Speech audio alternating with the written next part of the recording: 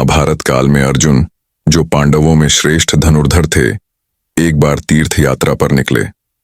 इस यात्रा का उद्देश्य न केवल तीर्थों के दर्शन करना था, बल्कि आत्मिक और मानसिक शांति प्राप्त करना भी था।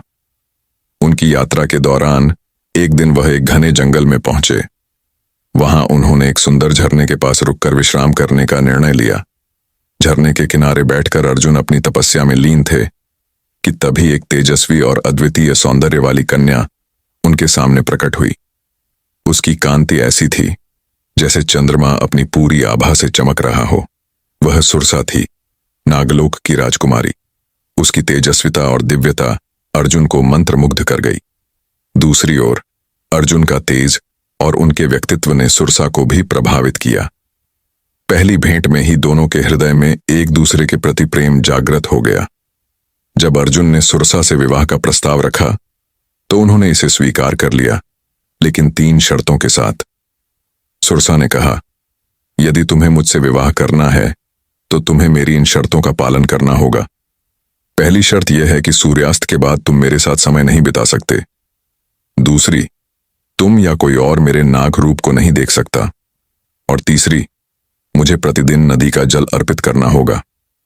अर्जुन, जो सुरसा के प्रति आकर्षित थे, इन शर्तों को मान गए। दोनों का विवाह हुआ और कुछ समय तक उनका जीवन सुखमय रहा। अर्जुन ने सुरसा की सभी शर्तों का पूरी निष्ठा से पालन किया। वह प्रतिदिन नदी से जल लाते, सूर्यास्त के बाद अपने कक्ष में चले जाते और कभी सुरसा के नाग रूप के बारे में जानने का प्रयास नहीं करते। लेकिन समय के साथ अर्जुन के मन में यह जानने की जिज्ञासा उत्पन्न हुई कि सूर्यास्त के बाद सुरसा कहाँ जाती है। एक रात अर्जुन ने छिपकर उनका पीछा किया। उन्होंने देखा कि सुरसा अपने कक्ष से निकलकर जंगल की ओर जा रही थीं। अर्जुन ने उन्हें रोकने का प्रयास नहीं किया और चुपचाप उनका पीछा करते रहे। जब सुरसा को इसका आभास हुआ तो उन्होंने अर्जुन से कहा, तुम मेरी पहली शर्त का उल्लंघन कर रहे हो। लेकिन अर्जुन की जिज्ञासा इतनी अधिक थी कि वह रुकने को तैयार नहीं हुए। इस प्रकार उनकी पहली शर्त भंग हो गई। कुछ समय बाद अर्जुन की यह जिज्ञासा और बढ़ गई कि सुरसा का नाग रूप कैसा होगा। एक दिन उन्होंने छिपकर सुरसा को देखा जब वह अपने असली नाग रूप में थी। वह एक विशाल नागिन के रूप में परिवर्तित हो रही थी। अर्जुन इस दृश्य को देखकर चकित और भयभीत हो गए। जब सुरसा को यह ज्ञात हुआ कि अर्जुन ने उनके नाग रूप को देख लिया है तो उन्होंने उन्हें दूसरी शर्त के टूटने की बात स्मरण कराई। अर्जुन ने क्षमा मांगी, लेकिन सुरसा ने उन्हें चेतावनी दी कि अब केवल तीसरी शर्त के पालन से ही वह साथ रह सकती है।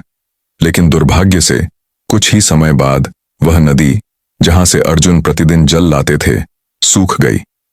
अर्जुन ने हर संभव प्रयास किया कि वह किसी अन्य स्रोत से जल लाकर सुरसा की तीसरी शर्त पूरी कर सकें, लेकिन ऐसा नहीं हो पाया। सुरसा अत्यंत दुखी हुई और उन्होंने अर्जुन से कहा, अब तीनों शर्तें भंग हो चुकी हैं। नागलोक के नियमों के अनुसार अब मैं तुम्हारे साथ और नहीं रह सकती।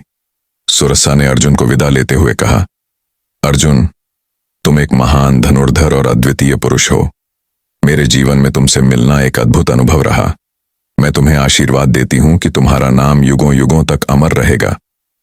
इसके बाद सुरसा नागलोक लौट गईं। अर्जुन के जीवन में सुरसा की अनुपस्थिति ने एक गहरा शून्य छोड़ दिया। उन्होंने प्रेम, विश्वास और नियमों के महत्व को गहराई से समझा। सुरसा की स्मृति अर्जुन के जीवन का एक अमिट हिस्सा बन गई।